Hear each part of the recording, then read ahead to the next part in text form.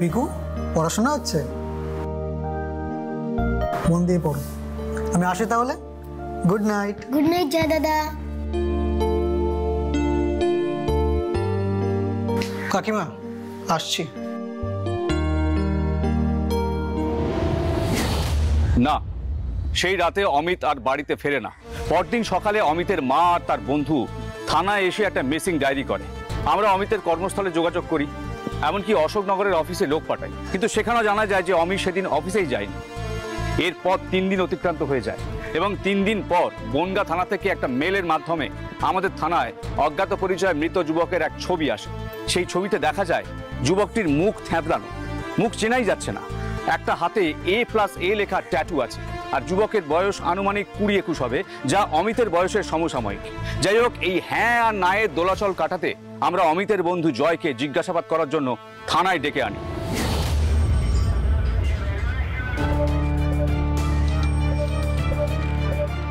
Sir, এমন ভাবে মুখটা থেতলে দিয়েছে যে স্পষ্ট বোঝাই যাচ্ছে না। ইউ আর অ্যাবসলিউটলি রাইট পূজা। তোমার হাতে যে ছবিটা আছে এটা হাফ বাস্ট। একটা দাঁড়ানো ছবি থাকলে তাহলে অন্তত হাতের ট্যাটুটা দিয়ে আইডেন্টিফাই করা যেত। Right sir. By the way, ওই অমিতের বন্ধু জয় কখন আসবে? আমি দেখছি স্যার। রাইট। স্যার আসবো? কে? ও জয়, আরে এসো এসো এসো, বসো। কি হয়েছে স্যার, ডেকে পাঠালেন? অমিতের কোনো খোঁজ পেয়েছেন? না, পাইনি, তবে পূজা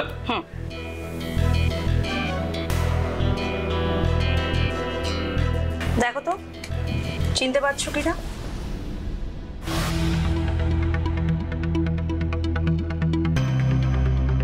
এটা কার ছবি ম্যাডাম? মুখটা তো, সরি ম্যাডাম, আমি ঠিক চিনতে পারছি না।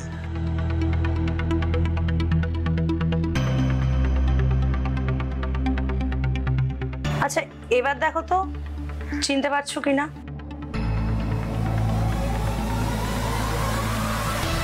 এই ট্যাটু তো অমিতের হাতে ছিল। Are you sure? 100% স্যার। এই প্রথমে এটা অমিতের নামের প্রথম অক্ষর, আর এই লাভ সাইনের মাঝখানের এটা আশার নামের প্রথম অক্ষর। আশাকে? ও যাকে ভালোবাসতো ম্যাডাম। তুমি ওকে চেনো? চিনবো না স্যার, ওদের প্রেমের হাতে খড়ি তো আমাদের সামনেই হয়েছিল।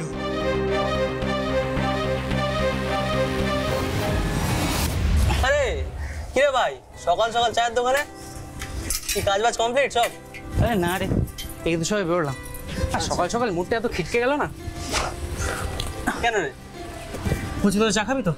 হ্যাঁ হ্যাঁ, তুমি দা দুটো কি 3টে করে দাও তো। দিচ্ছি। বল ভাই, কি কেস? আর বলিস না, সকাল সকালে একটা কাস্টমারকে ফোন করলাম পার্সেলটা দেবো বলে, সে ফোনই ধরে না। তারপর আমাকে হঠাৎ করে ফোন করে বলছে যে তার এখনই লাগবে। আমি বললাম যখন থেকে বেরিয়ে গেছি, তো যেতে যেতে আমার বিকেল হয়ে যাবে। মা শুধু বলার অপেক্ষা, আমাকে যা নয় তাই কথা শুনিয়ে দিল জানিস। ডেলিভারি করি বলে কি আমরা মানুষ হয় নাকি? আমাদের কোনো মানিজ্যত নেই। তারপর আবার কি বললাম, যদি এক্ষুনি নিতে হয় 10 মিনিটের মধ্যে নিমাইদার চায়ের দোকানের সামনে আসুন। আমি ঘড়ি ধরে 10 মিনিট ওয়েট করবো, তারপর চলে যাবো। দেখ ভাই, মাথাটা ঠান্ডা হও না ভাই, কি দরকার আছে, একটু কুল ডাউন ব্রো।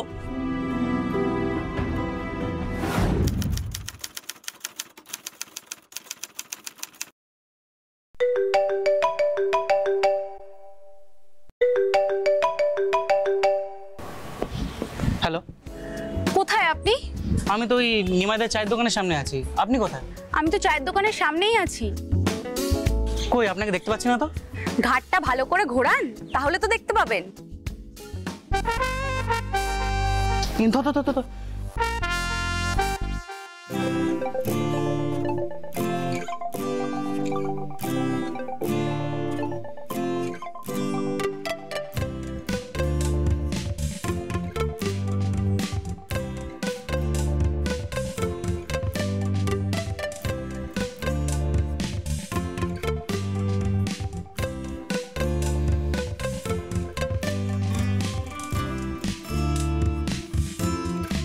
আপনার ফোনে একটা ওটিপি গেছে, দেখুন তো।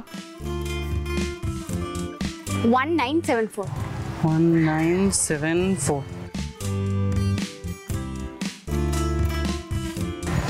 হ্যাঁ আপনি জানেন এতে কি আছে? ম্যাম, আমরা তো কাস্টমারের পার্সেল খুলে দেখি না, আর আপনি অর্ডার করেছেন তাহলে আপনি জানবেন নিশ্চয়ই যে এর ভেতরে কি আছে, তাই না? ঠিকই বলেছেন, তবে কি জানেন মানুষের মুখের ভাষা আর তার ব্যবহার তার শিক্ষার পরিচয়, যেটা আপনার মধ্যে নেই। হ্যাঁ madam, I don't know what you think of yourself, but listen. I am an honors graduate. So instead of telling me about my education and behavior, You should think about you.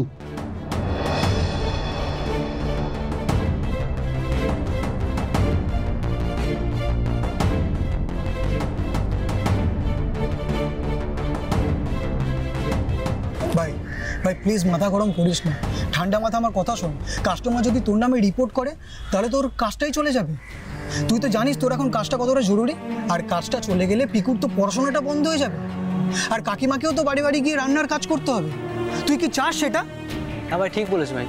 তুই এখন মাথা ঠান্ডা রাখ, এখন কাজে যা, বিকেলে কথা হবে, ঠিক আছে? আসছি। ওদের সম্পর্কের শুরুটা ঝগড়া দিয়ে শুরু হলেও মাসখানেক বাদে সেটা ভালোবাসার সম্পর্কে পরিণত হয়। এই শোনো না, বলো। পরশুদিন কিন্তু সিনেমার টিকিট কেটেছে, হ্যাঁ। যেতেই হবে কিন্তু। আচ্ছা ঠিক আছে, আমি ঘরে বলে ম্যানেজ করছি। হ্যাঁ একদম।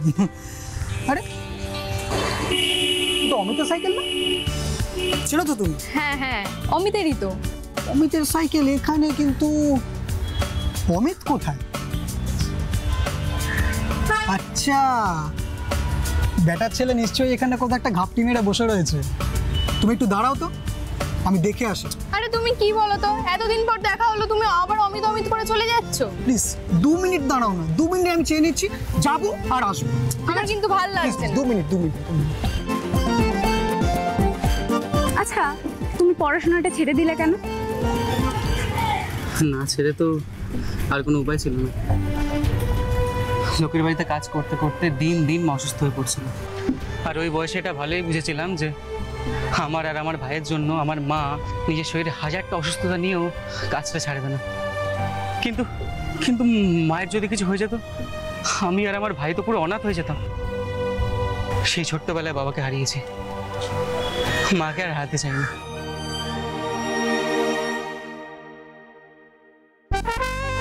তোমার এই ভালো মনটার জন্যই না তোমাকে আমি এত ভালোবাসি অমিত।